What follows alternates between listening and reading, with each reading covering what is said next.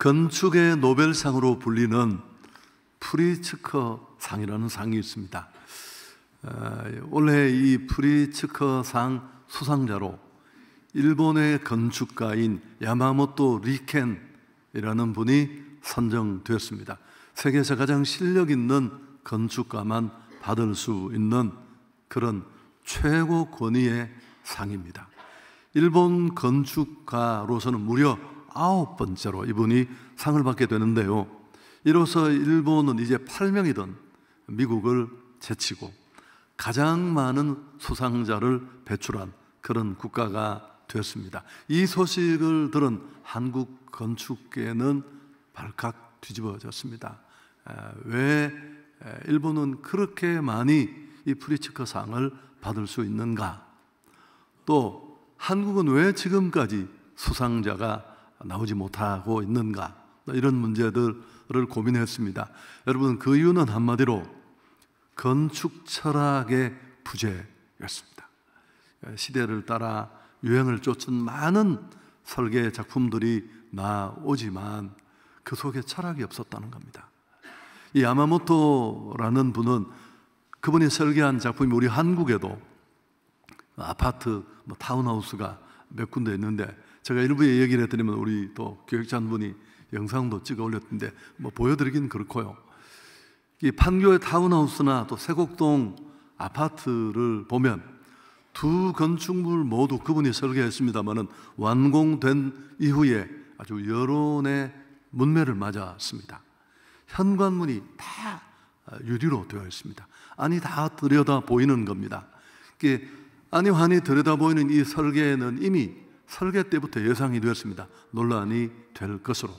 그렇지만 이런 지적을 받고도 이 야마모토 류케는 양보하지 않았습니다. 왜냐하면 그건 그의 건축 핵심 철학이 거기 들어있었기 때문입니다. 그게 뭐냐면 투명성이었습니다. 현대주택은 밀실처럼 변했고 이웃 간의 소통은 다 실종되고 공동체 결속력도 그것 때문에 약화됐다. 그래서 공용 공간을 늘리고 때로는 공간의 일부를 투명하게 만들어서 소통을 늘려야 한다라는 게 그의 건축 철학이고 생각이었습니다. 50년 동안 일관되게 이 철학을 고수했습니다. 시대를 쫓은 튀는 건축물들이 쏟아지는 그 순간에도 한 번도 흔들리지 않고 이 원칙을 꾸준히 지켜온 것입니다. 프리츠커 상을 주는 심사위원회도 그의 이런 한결같은 철학, 또 작품의 완성도에 손을 들어 준 겁니다. 야마모토는 조화로운 사회를 만들기 위해 공적 영역과 사적 영역을 이어주는 건축가이자 사회운동가이다. 심사위원회가 그에게 상을 수여하면서 내린 얘기입니다. 여러분, 철학이 있느냐 없느냐가 어떤 일을 하든 이렇듯 결과를 바꿀 수 있습니다. 왜 그 일을 하는지 이유가 거기 있거든요. 또 수없이 많은 저항과 논란, 도전을 잠재우고 무언가를 만들어내는 길에 우리를 가로막는 그 허들을 분명한 철학은 뛰어넘게 해 줍니다. 그리고 시간이 흘러가면 마침내 인정받고 또 시대를 이끄는 그런 역할도 할 수 있습니다. 우리 한성교회의 철학은 뭘까? 복음으로, 예수 그리스도의 복음으로 세상을 행복하게 만든다. 이거 아멘 할 박자예로 느껴지지 않습니까? 예수는 그리스도가 됐습니다. 여러분, 이건 단순히 기독인들이 외치는 구호 정도가 아니라 이 세상의 모든 문제는 죄로 비롯된 문제고, 죄를 끊어내지 못하는 한 우리 상황이 아무리 바뀌고 달라져도 여전히 인간은 죽음 앞에 떨고 죽음 때문에 온갖 고통을 받다가 죽음을 맞고, 그것도 끝이 아니라 심판받고 영원한 형벌받는 이 절망과 저주의 구조를 벗어날 수 없다는 것. 근데 이 치명적인 우리의 절망을 해결해 주신 분이 예수님이신 줄 믿습니다. 죄를 출발점으로 만들어진 그 수많은 문제의 종지부를 찍는, 그게 바로 예수시고 복음입니다. 그래서 여러분, 예수는 그리스도가 되신다는 이 중심을 붙잡고 달려왔고, 이런 우리의 핵심 철학은 교회가 날마다 부르짖는 슬로건 속에도 고스란히 녹아 있습니다. 행복한 사람이 행복한 세상을 만듭니다. 이스라엘은 430년의 애굽 노예 생활을 끝내고 자유를 얻게 됩니다. 그 역사적인 순간을 오늘 이 출애굽기가 적고 있는데요, 오늘 우리가 묵상할 본문인데, 이 일은 430년 그 노예 생활이 끝나는 날에 일어났습니다. 근데 이렇게 출애굽하는 이스라엘을 향해 하나님은 군대라고 하셨습니다. 자, 출애굽기 오늘 12장 41절 함께 읽습니다. 430년이 끝나는 그날에 여호와의 군대가 다 애굽 땅에서 나왔은즉. 이스라엘을 여호와의 군대라고 그분은 호칭하고 있습니다. 사실 광야 생활 중에 이스라엘 각 지파가 군대 편제를 유지하고 계수했습니다. 뿐만 아니라 그들은 실제로 무장을 했고요, 또 출애굽 여정에 가나안까지 가는 길에 수없이 많은 그 원주민들과 전쟁을 수행했습니다. 대표적인 게 출애굽기 17장에 나오는 아말렉이라는 꽤 큰 나라와 르비딤에서 전투한 것도 그 일예입니다. 이제 이스라엘은 더 이상 애굽의 노예가 아닙니다. 가나안 땅을 정복하고 하나님의 부르심의 소명을 감당해내는, 하나님의 전투를 감당하는 하나님의 군대로 부름을 받은 것입니다. 여러분, 이 군대의 대장은 여호와 하나님이십니다. 이스라엘은 여호와의 명령을 따라 하나님의 나라를 위해 성전을 지으려고 부름받은 바로 하나님의 군대였습니다. 이스라엘을 여호와의 군대로 부른 것은 우연이나 어쩌다 그렇게 된 일이 아닙니다. 하나님은 처음부터, 부를 때부터, 그 이전부터 그런 구체적인 계획과 목적이 분명히 계셨습니다. 이스라엘이 오늘 그 억압과 고통 속에 해방받고 풀려난 것, 단순히 자유, 단순한 무슨 이동이 아니었습니다. 하나님의 거룩한 성전, 그 여호와의 그 성전을 치르는 군대로 부르시기 위해서 그렇게 하신 것입니다. 여러분, 신약의, 구약의 오늘 본문이잖아요. 신약의 관점도 조금도 다르지 않습니다. 우리가 잘 알고 있는 익숙한 구절인데, 디모데후서 2장 3절, 너는 그리스도 예수의 좋은 병사로 나와 함께 고난을 받으라. 후배면서 제자이기도 한 애살 깊은 그 디모데를 보고 바울이 선배 목회자로서 권고한 내용입니다. 너는 예수 그리스도의 군사다. 여러분, 이 병사라는 이 용어는 이 세기에 들어와서는 그리스도인과 같은 동의어로 사용되었습니다. 나는 예수 믿고 구원받아 성도가 되었지만, 애초부터 내가 구원받는 그 순간 하나님이 나를 부르실 때 그 의도부터 그분은 우리를 군사로, 하나님의 군대로 부르셨습니다. 아멘을 하든 안 하든. 자, 군대라고 하면 한번 이미지가 어떤 게 딱 떠오르시나요? 그렇죠, 바로 그겁니다. 과연 나는 이런 부르심이 내게 있다는 걸 알고 있었고, 아니 알았지만 또 실행은 못했더라도 내 안에 이런 정체성에 대한 분명한 인식과 또 그렇게 살아내려는 마음의 다짐이나 노력들이 있었는지. 나 일도 없다. 여러분, 정말 뭐라고 얘기를 할까요? 사실 너희는 여호와의 군대라고 한 것은 우리 기독인의 정체성을 역력히 보여주는 대목입니다. 한 사람이 힘있게 살려면 자기 정체성이 분명해야 됩니다. 왜 사는지, 무엇 때문에 사는지, 내게 있는 그 모든 에너지가 어디에 집중되어야 하는지, 내 존재의 이유가 무엇인지, 그걸 모르고 사는 거, 이건 사는 게 아니잖아요. 비틀거리는 거죠. 교회의 위기도 매번 반복해서 말씀을 드렸습니다만, 교회의 위기는 정체성의 위기예요. 교회가 뭘 하는 곳인지, 교회는 건물이야. 이건 예배당이야. 구원받고 하나님의 영을 가슴에 모신 성전된 내가 교회고, 우리의 모임이 교회인 줄 믿습니다.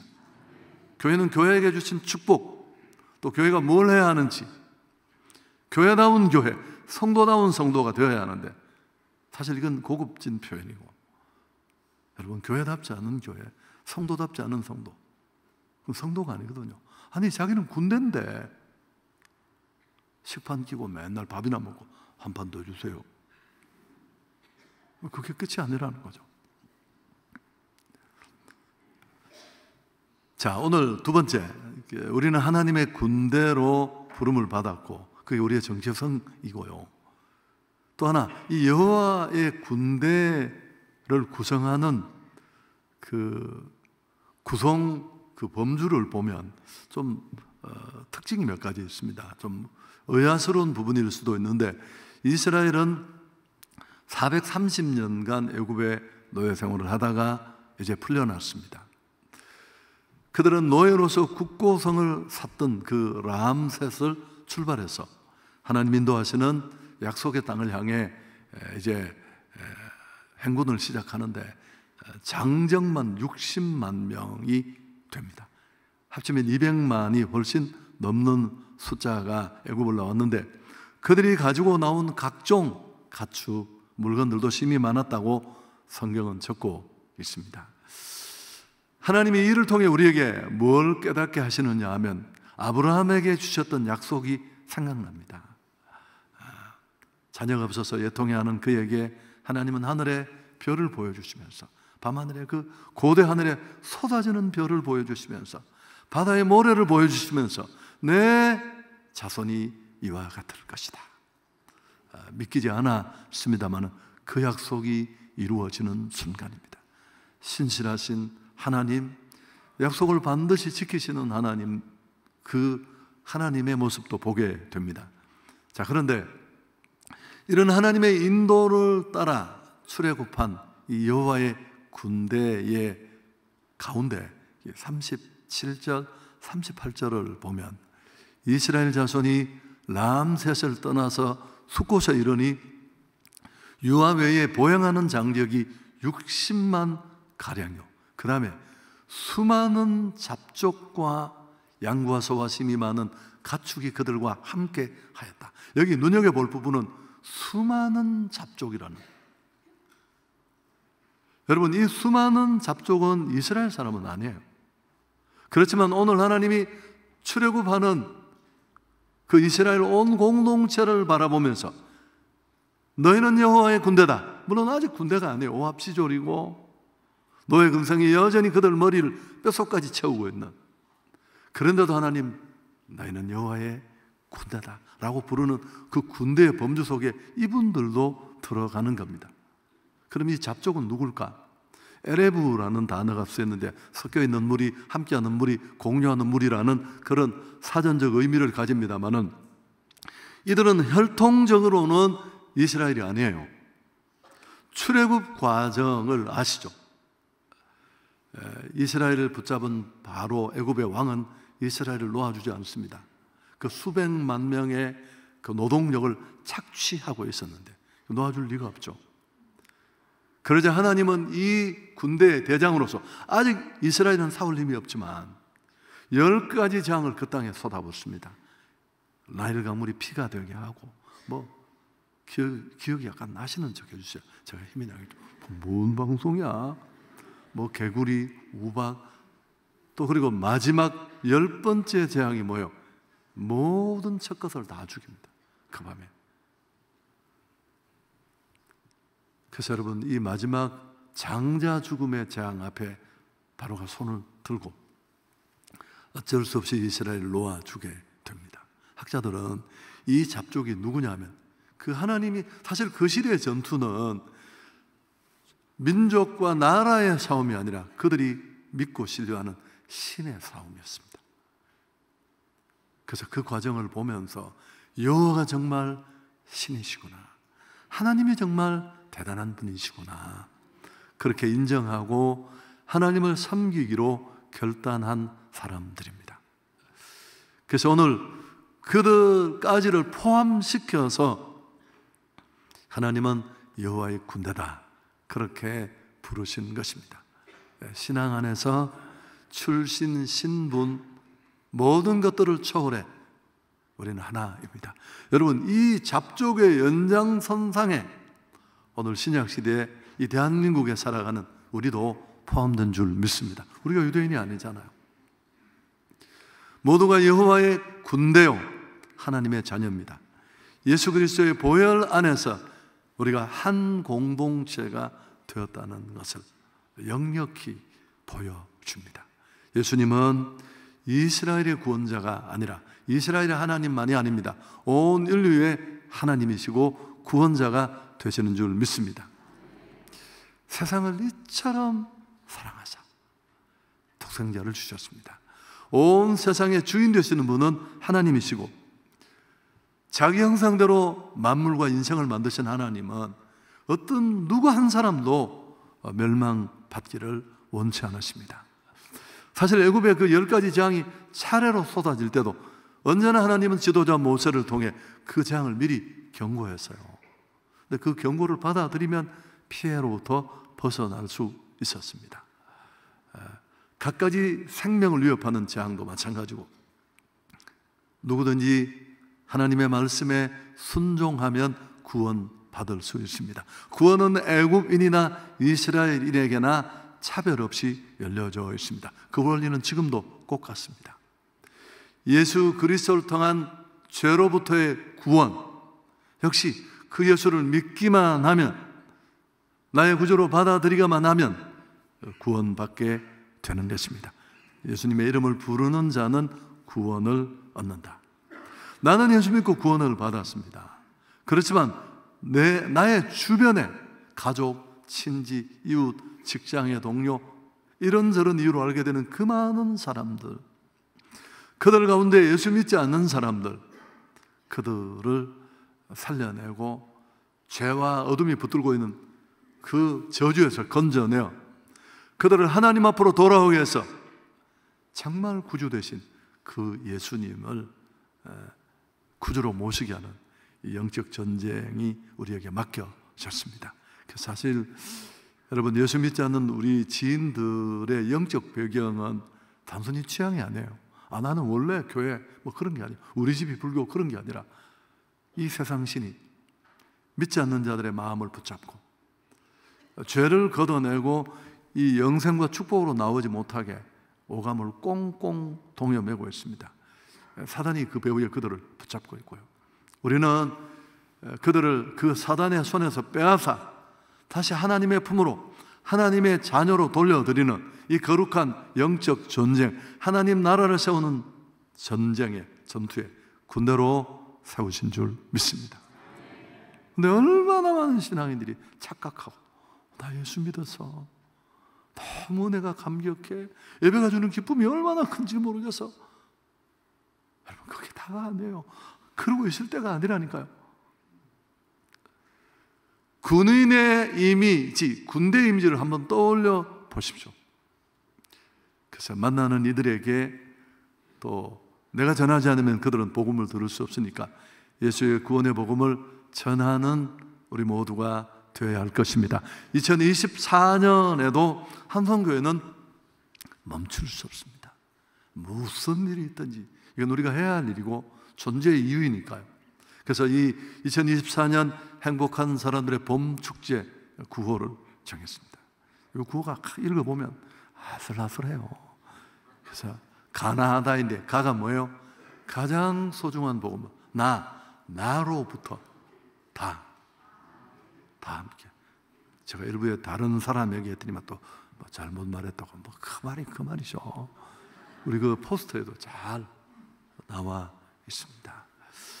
여러분, 왜 나를 부르셨는지, 왜 그 잡족까지 섞인 아직은 자기 문제를 뛰어넘지 못하는 노예 근성에 완전 쩔어 있는 오합지졸을 바라보면서 넌 여호와의 군대야. 우리가 무엇을 향해 달려가야 할지를 분명히 보여주신 것입니다. 오늘 이 의식이 우리 모두에게 새롭게 각성되기를 축복합니다. 나는 하나님의 군대이다. 이게 나의 정체의 성입니다. 죄와 사탄과의 싸움, 또 자신과의 싸움뿐만 아니라 복음을 전하는데 그 일을 가로막는 영적 전쟁을 승리로 수행해야 될 그런 군사로 우리는 부름을 받았습니다. 제가 앞에 저는 건축에 관심이 많아서요. 교회 건축을 해서 그런지 모르겠습니다만, 그리고 건축을 전공하고 싶었습니다. 그런데 저희 문제는 언제나 영수에 있었습니다. 수학이 쉽지를 않았어요. 그래서 우리 아들을 좀 이렇게 억지로 밀어서 넣었더니만 결국 건축을 3년 하다가 도망쳤습니다. 그래서 관심인데 제가 그 얘기는 그냥 재미로 드린 말씀이고, 여러분 그 프리츠커 상 받은 걸 보면서 제가 어떤 생각을 했느냐 하면, 역시 우리 교회를 생각했습니다. 우리 온 공동체가 이 비전과 교회 핵심 철학을 붙들고 지금까지 달려왔습니다. 누가 뭐라고 하건 말건. 여러분, 제 목회사에게 한성교회만이 아니라 이 일에 태클을 걸고 시비 거는 사람들 제가 한두 명 만났겠습니까? 그 야마모토처럼 아니 현관이 유리면 어떻게 하느냐고 말이야. 생활보호도 안 되고 다 속이 보일 텐데 코로나에 무슨 행축을 하느냐고 말이야. 여러분, 충분히 상식적인 얘기죠. 누가 현관문을 유리로 만들어요? 다 안이 들여다 보이는데. 그렇지만 우리는 그런 일을 다 뛰어넘어 여기까지 왔습니다. 그리고 여전히 복음의 본질을 붙잡고 치열하게 달려가는 그곳에 오늘도 구원 얻는 자를 주시는 하나님을 우리는 다 보았습니다. 아멘. 여러분, 그 칭찬에, 그 인정에 멈추시면 안 됩니다. 주님 앞에 설 때까지 이 핵심을 붙잡고 우리 모두가 달려갔으면 좋겠습니다. 바울은 죽음을 눈앞에 두고 순교적 고백을 하잖아. 나의 달려갈 길을 마치고 믿음을 지켰다. 이제부로는 나를 위해서 하나님이 예비하신 의의 면류관이 예비되어 있다. 그 하나님이 주시는 상을 바라보면서 달려갈 수 있었습니다. 아멘. 나는 그 일을 위해 부름받았다는 사실을 꼭 깨닫고 영적 전쟁을 수행하는, 복음을 들고 영적 전쟁을 수행하는 군대로서의 사명을 잘 감당할 수 있어야 할 것입니다. 왜? 나는 이 일에 부름받았으니까. 근데 제가 여러분 잘 알거든요. 저도 잘 알고. 이 얘기 들었다고 우리가 달라지겠습니까? 여러분, 우리 교회도 보면 의지 한국인들이 한 30%였잖아요. 15년 동안 교회가 뭐라고 하건 말건 자기는 꿋꿋이 그냥 혼자 교회 오고 예배 드리고, 이런 의지의 한국인들 때문에 대한민국이 지켜지는 줄 믿습니다. 무슨 얘기를 하고 싶으냐 하면, 여러분 그런 분들이 좀 설득되어서 이 경계선을 넘어오기를 기대하는데 잘하시는 분들은 늘 잘하시고요. 또한 20, 30%는 제가 늘 감사 궁시렁거리면서 다 하세요. 또 행축이야. 또 봄의 교향곡이야. 봄에 무슨 벚꽃을 쳐다볼 생각도 못하게 만듭니다. 그래도 또 투덜투덜대면서 또 남편 전도하고 아이 데려오고 그 복음이 주는 행복을 누리고 그런 분들도 계시지만, 그래서 이 일이 정말 나의 삶에, 우리 모두의 삶에 부르심받은 대로 이루어지려면 두 가지 얘기하고 맞죠. 첫 번째, 현실을 인식해야 합니다. 여러분, 여기 있는 잡초까지 모두가 여호와의 군대로 부름받은 줄 믿습니다. 그 이유가 뭐냐 하면 42절에 사실 결론적인 얘기가 나오는데, 우리는 여호와의 밤을 통과했습니다. 자, 42절 함께 읽습니다. 이 밤은 그들을 애굽 땅에서 인도하여 내심으로 말미암아 여호와 앞에 지킬 것이니 이는 여호와의 밤이라. 이스라엘 자손이 다 대대로 지킬 것이다. 이 여호와의 밤이 뭐냐 하면 모든 첫 것의 장자를 죽이는 하나님이 그 애굽 땅에 내린 마지막 징계가 온 애굽을 뒤덮을 때 죽음의 심, 근데 피할 수 있는 방법이 뭐였습니까? 어린 양을 잡아 그 피를 문설주와 인방에 바르면 그 피를 보고 죽음의 재앙이 넘어갈 것이다. 패스 오버. 6월절이 거기서 나왔잖아요. 여러분, 원리가 꼭 같습니다. 죄와 죽음을 뛰어넘을 인생은 한 사람도 없습니다. 모두가 죽고 모두가 심판받고 모두가 형벌을 받는데, 예수 그리스도의 보혈을 의지한 자는 예수님이 십자가에 죽으심으로 내 죄를 대신 사해준 것을 믿고 그 신앙을 받아들인 자는 이 죽음으로부터 자유케 되는 줄 믿습니다. 그런 면에서 우리는 여호와의 밤을 통과한 사람들입니다. 아멘. 그래서 우리 한 사람 한 사람은 여호와의 군대입니다. 옆에 분에게 한번 이야기해 주십시오. 당신은 하나님의 군사입니다. 그러니까 설교 듣고 도망가고, 그게 여러분의 일이 아니에요. 그거 탈령이야, 탈령. 방위 출신이 이런 이야기 하니까 좀 부담이 되네요. 여러분, 봄행축, 특히 오늘 2시 40분부터 진행되는 진군식은 내가 여호와의 군대로 부름받았다는 그 현실을 자각하고 섬뜩하게 다시 군대로 일어나는 출정식이고 발대식인 줄 믿습니다. 하나님은 야, 넌 군대야 라고 하는데, 당신이 정말 군대처럼 살았습니까? 아니, 그 의식이 있습니까? 이 얘기도 여러 번 말씀드렸는데, 사실 인간은 자기 정체성을 딱 깨달아도 바뀌어요. 그러나 정체성이 흔들리면 계속 흔들립니다. 여러분이 애매한 표정을 짓기 때문에 설교가 세상에 5분이나 길어졌습니다. 내가 안 하려던 얘기를 하게 됐거든요. 아기 감자 얘기했잖아. 맨날 자기가 누군지를 의심한. 그래서 맨날 하는, 엄마 보고, 엄마, 그런 애기 감자가, 엄마 나 감자 맞지 않니? 엄마가 너무 말도, 당근이지. 집 나갔어요. 엄마가 나보고 당근이라 했다고. 자기는 감자인데. 또 며칠 집을 나가서 돌아다니다가 또 집에 들어와서 대문 앞에서 할머니를 만났어요. 할머니가 오랜만에 본 손주를 보고 반가워하는데, 할머니 나 감자 맞지? 하니까 할머니가 그 손주 감자를 끓여, 오이야 감자 맞지? 또 집을 나갔습니다. 자기 보고 오이라고 했다고. 여러분, 군대시에요. 또 얘기 하나가 더 있습니다. 역시 들은 얘기라는 게 좋지 않은 소식입니다만, 여러분, 논산훈련소에 이렇게 이제 영장을 받으면 가잖아요. 다시 말하지만 저는 육방이어서 얘기하기 참 어렵습니다. 꼭같이 훈련은 받았지만, 근데 우리 아들을 이제 갈 때였는데, 우리 아들이 3대 독자잖아요. 막 엄마 아빠 울고 불고.